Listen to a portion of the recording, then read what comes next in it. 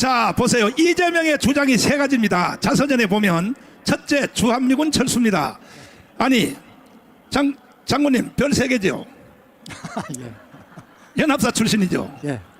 근데 주한미군 철수하면 돼요, 안 돼요? 저희가 우리 저 광화문 내국 시민들은 다 아시죠? 예. 미군이 오랫동안 큰 규모로 주둔한 나라는 지금 전부 세계 탑10 안에 다 있습니다. 심지어 2차 세계대전 때 패망한 독일과 일본도 거기에 해당되어 있습니다.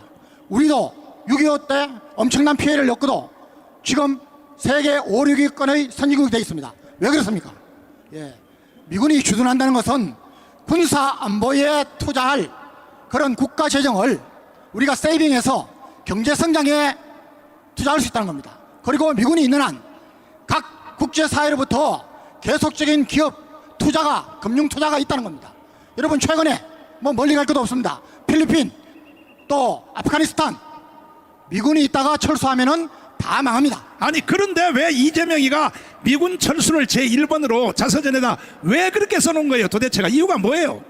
그거는 제가 보기에는 네. 공부도 안 했겠지만은 멍청한 것보다는 네. 북한의 주장을 그대로 옮겨놓고 있는 겁니다.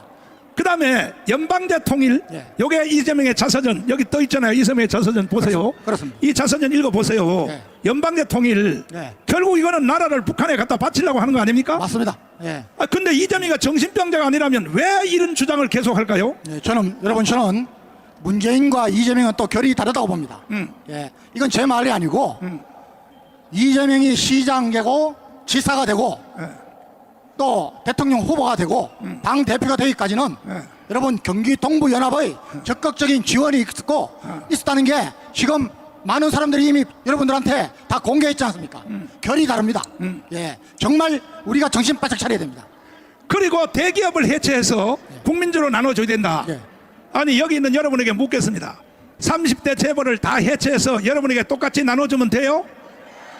좋아요? 그런데 그 예비 동작으로 뭐라 그러냐? 전 국민에게 25만 원을 공짜로 주겠다. 이재명이가. 여러분, 25만 원 주면 좋아요? 아니, 반응이 또 시원찮아요. 봐요. 25만 원 주면 돈 받으실래? 안 받아? 그러니까 이재명 이놈은 북한이 시킨 대로 하는 수밖에 없다고 난 이렇게 판단하는 거야. 그런데 이놈이 이제 드디어 사형 선고를 받았어요. 그러니까 이제 일으킬 것은 뭐냐? 내전밖에 없는 거야. 내전밖에. 에?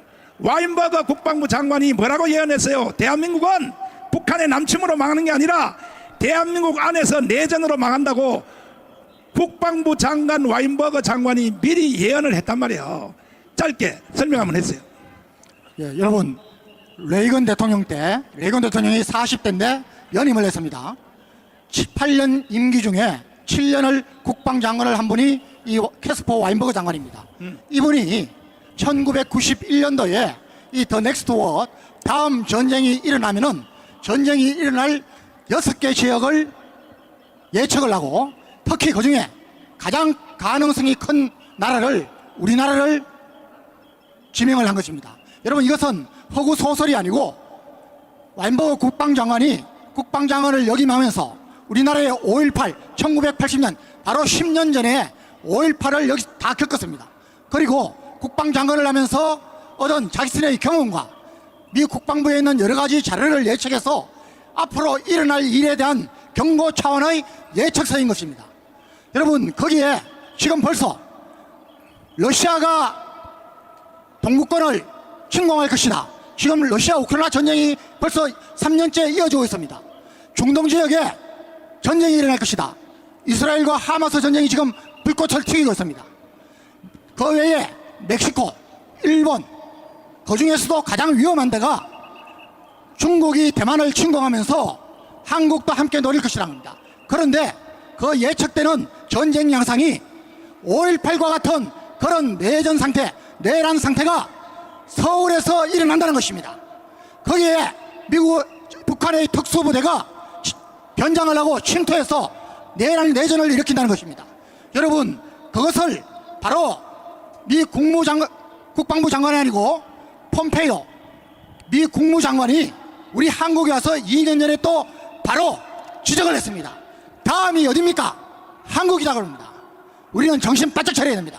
자, 우리가 지금 이재명 때문에 대한민국이 내전과 내란으로 가는 것을 우리가 구경만 할 수 있겠습니까? 반드시 막아내야 됩니다. 내가 가문운동을 40년 해봤는데, 애국운동을, 가문운동만 내가 6년을 해봤는데 선제적으로 대결해야 이깁니다. 동의하십니까? 그러면 10월 9일 날 이번에 진짜로 1,000만 명이 모여야 돼요. 1,000만 명이 모이면 우리는 이제 내전 필요 없고 세계 G2 국가로 가는데, 우리가 앞으로 일주일 동안에 1,000만 명을 조직하기로 동의하시면 두 손 들고 만세. 진짜요? 진짜요? 그러니까 우리는 항상 보면 인진왜란도 그렇고 병자론도 그렇고 6.25도 그렇고 항상 대비하지 않다가 당하는 거야. 마지막 연설 한번 하시고 내려가시고. 여러분, 목사님께서 10월 9일 또 집회를 말씀하시는 것은 저는 윤석열 대통령께 대한 강력한 경고이자 저 주사파, 좌파, 민노총, 정교조 이 나라를 위협하는 세력에 대한 강력한 경고라고 봅니다. 여러분, 저는 오늘 새벽에 기도를 하면서 오늘 정말 결단을 내야 됩니다. 정말 오늘이 백병전을 하는 돌격의 시간이 되어야 됩니다고 이야기를 호소를 했습니다. 여러분, 아인슈타인 박사 아시죠? 아인슈타인 박사가 이런 말을 했습니다. 나라가 망하는 것은 악을 행하는 사람들에 의해서가 아니다. 그러한 악을 행하는 사람들을 지켜보면서도 아무 일도 하지도 않고 침묵하고 방관하는 사람들을 국민들에 의해서 나라는 망하는 것이다 했습니다. 여러분, 지금 우리가, 저는 오늘 가만히 생각했습니다. 우리 광화문 애국 예수한국 복음통일 우리 세력이 이 집회가 여러분 지금 거의 6년째입니다. 여러분, 전 세계에 기네스북에 오를 만한 일입니다. 그런데 왜 우리나라가 아직까지 이렇게 딴듯하게 가지 못하고 우리 국민이 정치를 걱정해야 됩니까? 왜 쓰레기 같은 놈들이 국회에 들어가서 나라 걱정은 안 하고 어떻게 하면 나라를 북한에 바칠까? 어떻게 하면 경제를 말아먹을까? 이 생각만 합니까? 이제는 딴듯하게 해야 됩니다. 다시는 쓰레기 같은 놈들이 여든 야든 국회에 들어가서는 안 됩니다. 각 분야에서 일가를 이루고 정말 검증을 받은 사람들이 국회에 들어가서 30년 40년 앞을 보면서 우리나라를 세계 G2 국가로 이끌 수 있는 이런 사람들을 가야 됩니다. 여기에는 절대 조건이 있습니다. 앞으로 다시는 불법선거 부정선거가 없어야 됩니다. 이걸 해달라는 겁니다. 여러분, 작은 몇십 명의 사고가 나도 대통령은 쫓아가야 됩니다. 지금 몇 년째입니까?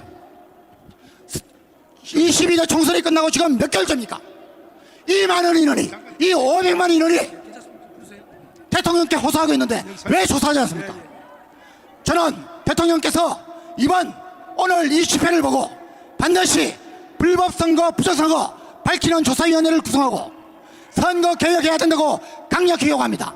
여러분, 대통령은요, 뭐 잡다한 거 해서는 안 됩니다. 한 가지로 국민에게 평가를 받아야 됩니다. 패치처럼, 레이건처럼, 링컨처럼, 우리 이승만 대통령처럼, 박정희 대통령처럼, 우리 윤석열 대통령님, 정말 자유통일 대통령이 되시는 그러한 위대한 대통령이 되려면 이 불법선거, 부정선거 밝혀주십시오. 선거개혁 해주십시오. 나라를 반듯하게 해주십시오. 윤석열 대통령님 꼭 들어주시기를 바랍니다.